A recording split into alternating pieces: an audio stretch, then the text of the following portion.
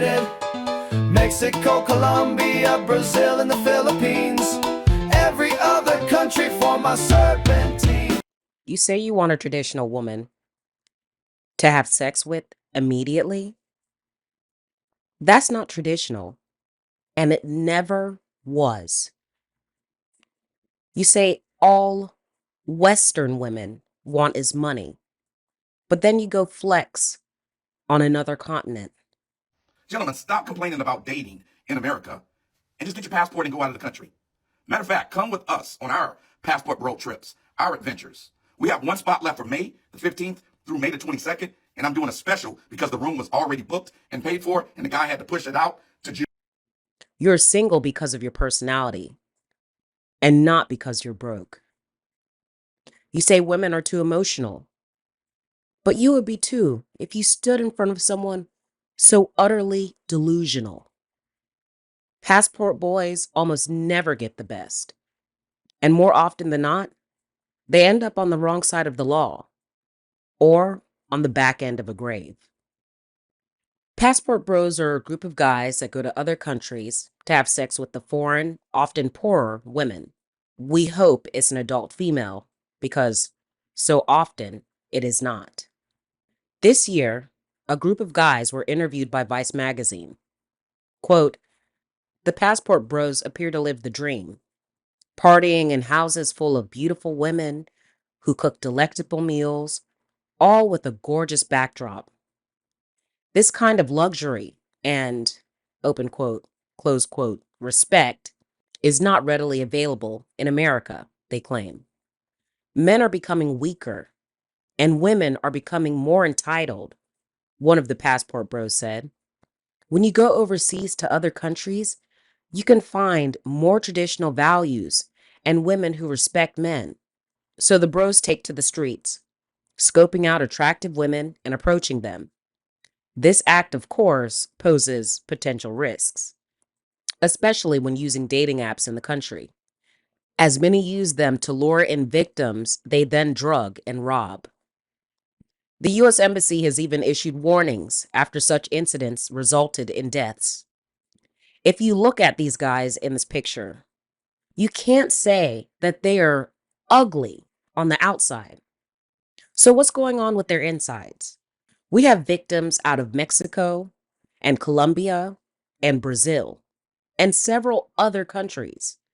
Tu Zhejiang was murdered in Medellin, Colombia in December, I think it was of 2023, after he was kidnapped and robbed for going on a date with a woman he previously met on Tinder.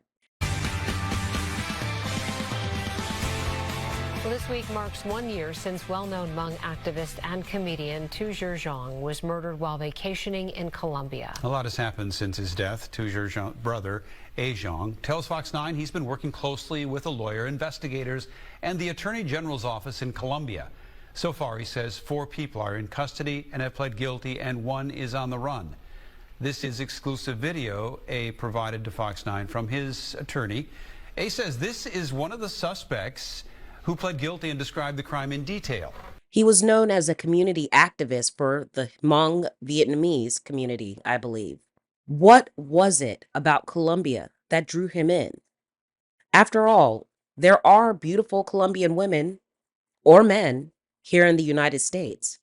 Jeffrey Hudson was a 55-year-old man found dead in his hotel room with at least 20 stab wounds in his neck after he returned to his suite with an 18-year-old woman. He met this 18-year-old on a dating app. I'm pretty sure that that young woman took that almost 40-year age gap level frustration out on his throat. Why was she even in his hotel room? If he was really looking for a more, quote, traditional woman, if he was really traditional, it would have been his job to make certain she got home safe, unharmed, and unmolested after a nice dinner. But we all know that's not what his intentions were when he brought her back to his hotel room. Omar Watson, a 31-year-old entrepreneur who died slumped over in his own vomit. with only his passport left in his suitcase. They wanted everything but his passport. According to CNN, quote, Omar Watson was found in a kneeling position on the white tile floor, wearing a black cotton t-shirt and slumped over against a door frame. According to the report from the police investigators in Bogota, first responders noted that some over-the-counter medication was in the apartment, including some Unisom PM pain medication. There was also an unopened Dayquil bottle and a bottle of Dolof, a Latin American pain medication. There was also a brown stain that appeared to be vomit on the floor near the kitchen. The report said apart from his passport and suitcase, there were no other valuables at the scene. Omar did not need to die like that, especially since scopolamine, devil's breath, is a well-known and frequently used substance in that area. What quality traditional woman couldn't he find in the United States? There are literally hundreds, if not thousands, of websites for traditional conservative women and men. These websites are set up so that people can search for each other with similar views. But that's not really what the majority of passport bros want. Even though some of them give lip service to wanting a more quote unquote feminine and submissive woman, we know most of them don't want that because so many of them complain about being a traditional provider, the person who pays the bills. What am I talking about? Let me let him explain. And typically in an Arab household, the man usually is the provider financially, and that's just how it is. That is just something I wasn't prepared for. Most Arab women expect that. Just like most American people expect the woman to contribute half, or not half, just contribute. But you're not dealing with an American woman. No, but I think she'd have to deal with some of my things though too. This was definitely not what I wanted to hear. I thought Moroccan women prioritize family over material things, and I was not anticipating that it would mean I have to be the sole provider for a household. I didn't sign up for this. Some of these modern men are willing to risk their lives for sex instead of improving their circumstances. Take this, for example, which I got from The Sun. I woke up without my shit. I took a girl on a date. It was a Tinder girl. We were at my house. We were sharing a drink. I'm kissing her. Then I woke up the next morning without my phone, iPad, and wallet. I thought to myself, I got. That chick was in that guy's house, and I'm certain that his intentions were not to start a courtship, meaning to find out what kind of woman she was. If he was looking for a trad wife, he wouldn't have to pay $3,000 to get on an exhausting international flight and get robbed. That's because he would have spent that money in his community to take a woman out on a real date and find out if she has any criminal intent. If you're willing to get brutally robbed or worse for some panties, you're probably not mature enough to even do the deed. Some women and quite a few men are in jail because it's just too lucrative to leave that sweet American money on the table. To them, you're as much an economic unit as she is a sexual one to you. Honestly, it's the personality.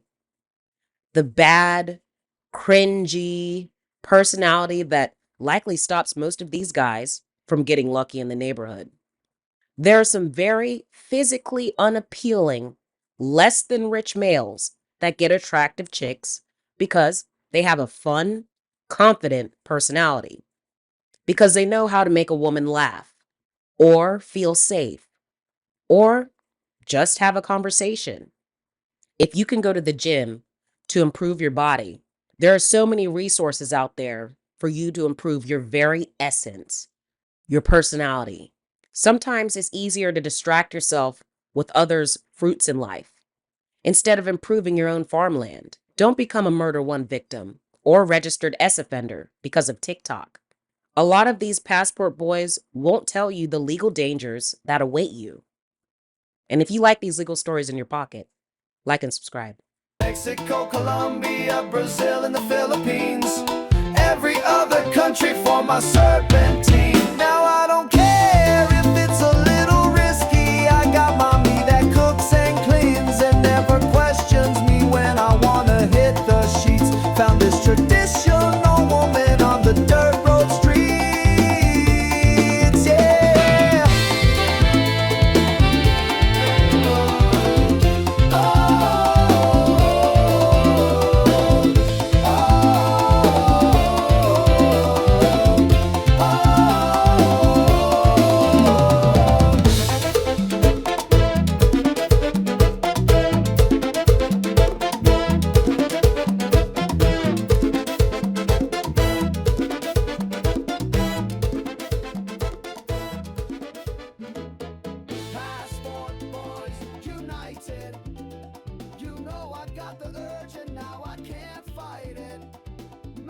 Mexico, Colombia.